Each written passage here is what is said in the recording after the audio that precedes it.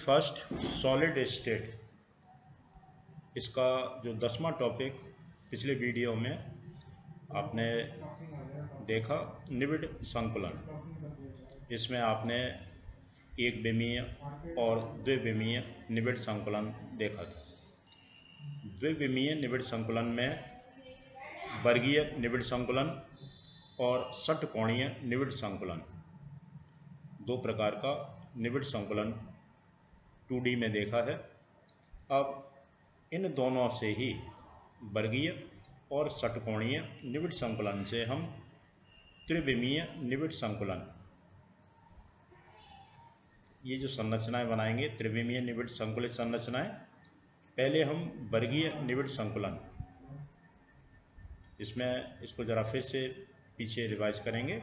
इसमें दूसरी पंक्ति को पहली पंक्ति के निकट इस तरह से रखते हैं कि ये संरेखीय होती हैं, दोनों क्षैतिज ऊर्ध्वाधर रूप से एक ही रेखा में हों। तो इसका हम अब त्रिविमीय निबिड़ संकुलन बनाएंगे द्विविमीय वर्ग निबिड़ संकुलित परतों से। अब इसको हमने ये जो संरचना बनाई थी पीछे द्विविमीय वर्ग निबिड़ संकुलन 2D उसमें बनाया था। तो अब ये जो पंक्तियाँ थी, इनको तो हम कह रहे हैं पंक्तियाँ इस तरह से, और इन सारी पंक्तियों को मिला करके हमने एक परत बना ली। आगे अब हम तीसरी विमा में जब चलेंगे, त्रिविमीय निबिड़ संकुलन करेंगे, तो इनके ऊपर हम तीसरी विमा में, ये परत ए है, नीचे एक परत हो गई, उसके ऊपर फिर हमने दूसरी परत रखी, फिर तीसरी रखी, फिर चौथी रखी, पांचवी रखी। इस तरह से ये जो संकुलन हुआ है त्रिविमीय निबिड़ संकुलन है। यहाँ इनके ये जो गोले हैं जो स्पर्श कर रहे हैं एक दूसरे को, उनके जालक बिंदुओं को जब हम मिलाएंगे तो एक घन की रचना होती है। इसमें प्रत्येक दूसरी परत, इसी के बारे में जो अभी बताया वही लिखा हुआ है, इसमें प्रत्येक दूसरी परत को पहली परत के ऊपर इस प्रकार रखा जाता है कि प्रत्येक परत के गोलों के केंद्र क्षैतिज और ऊर्ध्वाधर दोनों ओर कैसे होंगे, संरेखीय होंगे। यहाँ 2D में जैसे हमने देखा था ऐसे देखें आप, संरेखीय हैं, मीन्स इनके केंद्रक मिल रहे हैं, ऐसे देखें। यहाँ 3D में भी आप ऐसे देखेंगे तब भी ये संरेखीय होंगे। तो इस प्रकार ए इस प्रकार का पैटर्न बनता है, इस प्रकार की रचना बनती है। इसमें जो बनने वाला जालक है अभी बनाया हमने, किस तरह का है, सरल घनीय जालक।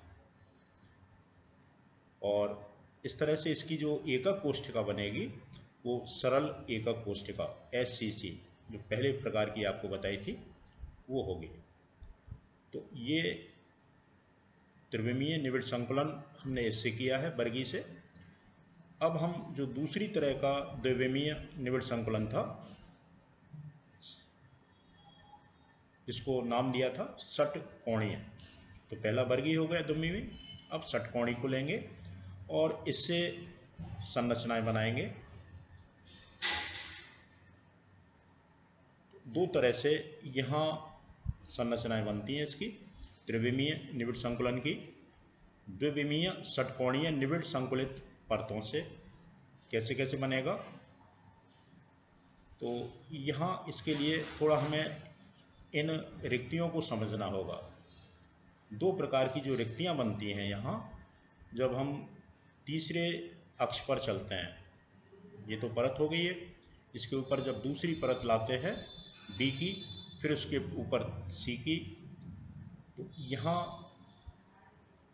परत B की, B और A के बीच में पहली वाली जो परत है नीचे वाली, उसके ऊपर जो दूसरी परत आ रही है B की, इनके बीच में कुछ स्थान खाली रह जाते हैं, जिनको हम नाम दे रहे हैं यहाँ रिक्तियाँ या छिद्र। जैसे परत A है, 3D में चल रहे हैं, पहले परत A के गोले नीचे बिछे हुए हैं और इनके जो गर्त हैं उनमें हमने परत B रखी है। यहाँ ए और बी के बीच में दो प्रकार की रिक्तियाँ बन रही हैं। पहले प्रकार की इन रिक्तियों को यहाँ हम थोड़ा अलग से बताएंगे। देखें, एक प्रकार की रिक्ति इस प्रकार की होगी जिसको नाम दिया है चतुष्फलकीय रिक्ति। यहाँ नीचे देखें, परत ए है और इस परत ए के जो 3 गोल नीचे हैं और इनके बीच में ये जो स्थान रिक्त है, इसके ऊपर परत बी का ये गोला आ गया। तो बी का ये गोला और ए के नीचे 3 गोले जो रखे हुए हैं, इनके बीच में यहाँ ये जो रिक्ति है इसके अंदर, वो चतुष्फलकीय रिक्ति है। चूँकि ये 4 गोलों से मिलकर बनी है, इसलिए इसको चतुष्फलकीय नाम दिया जा रहा है। रिक्ति तो उसमें अंदर रिक्त स्थान है गोलों के बीच में। दूसरी देखें, अष्टफलकीय रिक्ति, यह 6 गोलों द्वारा बनती है। देखें जरा, ये नीचे परत ए के गोले हैं 3, और अगले परत बी के जो गोले आ रहे हैं ये ए के हो गए। उसके ऊपर ये जो गोले हैं, इन दोनों के बीच में या इधर भी एक होगा। यहाँ एक गोला ये आया, एक ये आया, एक ये आया। तो यहाँ इनके बीच में ये जो रिक्ति बनती है, ये अष्टफलकीय रिक्ति है और यह 6 गोलों द्वारा बन रही है। ये 4 के द्वारा बने चतुष्फलकीय और 6 गोलों द्वारा बनी अष्टफलकीय रिक्ति। यहाँ इसको समझाने के लिए इनके बीच में जो स्थान है ये वाला अष्टफलकीय है और 4 के बीच में है, 3 नीचे और 1 ऊपर। क्योंकि ये 3D में है तो जितना आप अपने दिमाग में इन चीज़ों को बैठा लेंगे पीछे से, उतना ही क्लियर होता जाएगा। परत ए, उसके ऊपर परत बी का ये गोला आ गया। तो इस बी गोले और नीचे वाले 3 गोले, इनके बीच में जो रिक्त स्थान है वो चतुष्फलकीय रिक्ति है और यहाँ अष्टफलकीय रिक्ति है। इसको क्लियर करने के बाद ही ये गोले रखे हुए हैं ए और बी के, इनके बीच में ही रिक्ति के आधार पर हम यहाँ ये जो इसकी संरचनाएं हैं उनको बनाएंगे।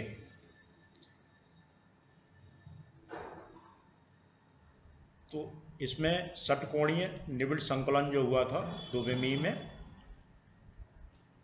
उसकी परतें लेंगे। मीन्स उस जो 2D में चला था उसको परत मानते हुए अब हम 3D में बनाएंगे षटकोणीय निबिड़ संकुलन। हेक्सागोनल निबिड़ के लिए क्लोज पैकिंग HCP। दूसरा है घनीय निबिड़ संकुलन, घन को क्यूब बोलते हैं तो क्यूबिक क्लोज पैकिंग। तो इन दोनों 2 तरह की जो ये संरचनाएं बन रही हैं या संकुलन हो रहा है, तो इसमें अंतर किसका है? इसमें दूसरी परत बी है, इसकी चतुष्फलकीय रिक्तियां बन रही हैं। ठीक है, तो वो रिक्तियां जो है तीसरी परत सी जो रिक्ति बनी वो सी के गोलों के द्वारा भरी जाती हैं। तो क्या होगा, तृतीय परत के गोले पहली परत के गोलों से समरेखित होते हैं। तो इस तरह से क्या होगा, ए बी इस तरह का पैटर्न बनता है। चाहे तो गोले रख लें या फिर इस तरह से जालक बिंदु दिखाएं। तो ये जो रचना हुई है ये षटकोणीय निबिड़ संकुलन है HCP। इसको बार बार देखें, समझें। दूसरा है, जब द्वितीय परत की अष्टफलकीय रिक्तियां है, तृतीय परत सी के गोलों का एक नया पैटर्न बनाती हैं। यहाँ सी जो है एक संरेखी नहीं होगा, अर्थात ये गोले ए और बी किसी परत के गोलों से संरेखित नहीं होते हैं। आगे फिर जब चौथी परत आएगी वो जाकर के फिर ए से संरेखित हो जाएगी।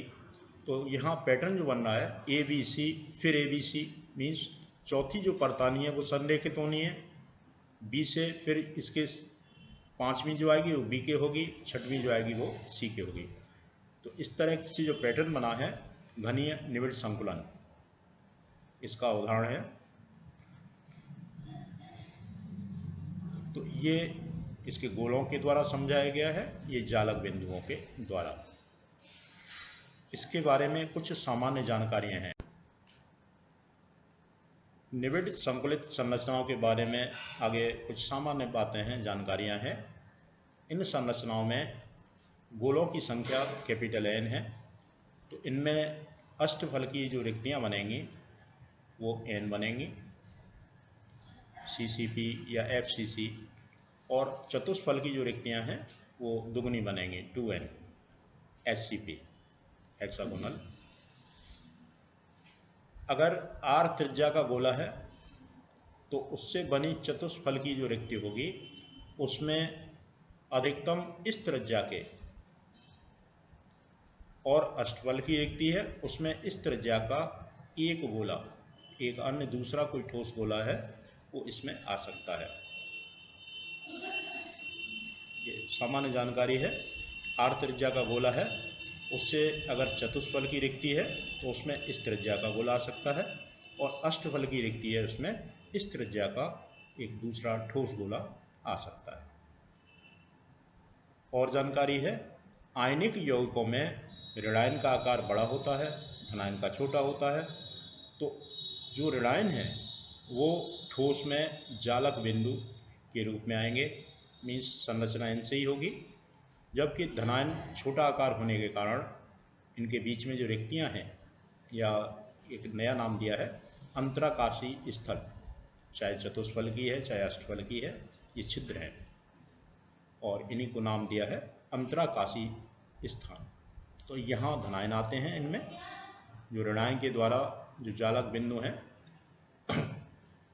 उनके द्वारा जो चतुष्फल की या अष्टफल की रिक्तियाँ बनती हैं संरचना में, तो वहाँ धनायन अंतराकाशी स्थलों पर आते हैं। इसके अलावा इनकी इसका निबिड़ संकुलित संरचना का ये निष्कर्ष है, निचोड़ है। कुछ यौगिक हैं, इनकी संरचना पूछी जाती है और इसके बारे में सामान्य जानकारी है। जैसे ये यौगिक हैं, इनके अंदर जो जालक है वो किससे बना है? सरल घन, HCC, ये FCC, FCC, HCP। इनके अंदर जो छिद्र हैं घनीय, अष्टफल की है, चतुष्फल की है, ये भी चतुष्फल की है। इनकी धनायन और ऋणायन की त्रिज्या का अनुपात ये दिया गया है। इनकी कोऑर्डिनेशन नंबर जो धनायन है उसका और ऋणायन है उसका, तीनों प्रकार के जालक में ये जानकारियाँ दी हैं। और इनके ये उदाहरण दिए हैं, ये इनको विशेष नाम देते हैं, वो ये दिए हुए हैं। जैसे NaCl है तो ये रॉक साल्ट संरचना वाले ये सारे ही यौगिक हैं। जिंक ब्लेंड संरचना वाले जिंक सल्फाइड है, इसकी घनी संरचना है। FCCS के अंदर बोटाइज, ये भी जिंक सल्फाइड है, इसकी षटकोणीय संरचना है। इस तरह से ये जानकारियां हैं।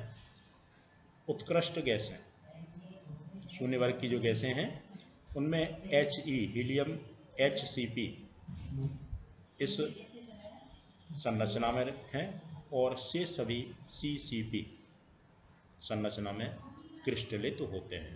तो अकेला हीलियम HCP में क्रिस्टलित होगा। धातुएं, ये जो धातुएं हैं HCP में, जबकि ये धातुएं CCP में क्रिस्टलित होंगी।